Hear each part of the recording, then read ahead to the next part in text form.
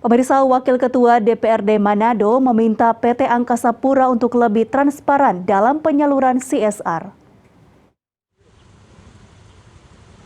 Wakil Ketua DPRD Kota Manado Adrei Laikun meminta pihak PT Angkasa Pura untuk lebih transparan dalam penyaluran Corporate Social Responsibility atau CSR.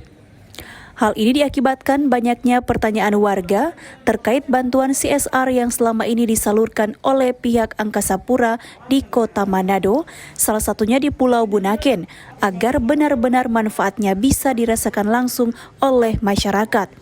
Kalau harapan saya sebagai ketua DPR pada Angkasa Pura, karena di kepulauan saya masih butuh banyak lagi hal-hal yang membantu ke masyarakat, kehidupan masyarakat yang ada di kepulauan, maka jangan bosan-bosan ketika masuk proposal dijawab ke Pulau Bunaken.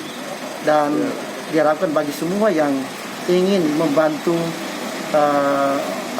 perekonomian yang ada di kepulauan, baik masyarakat maupun perusahaan, agar supaya terbuka ke publik sehingga tidak berbau pertanyaan kepada masyarakat yang ada, sehingga hal positif yang dilakukan karena ketidakterbukaan maka dinilai dari masyarakat dan hal yang negatif.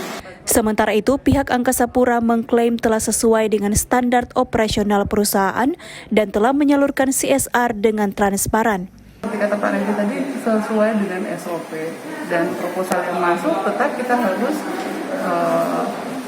survei dulu, verifikasi dulu, kemudian survei.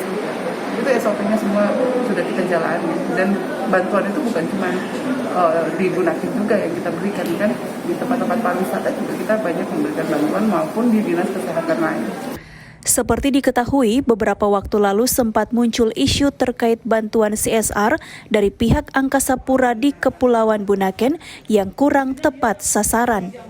Hizkia Warankiran melaporkan untuk Kawanua TV.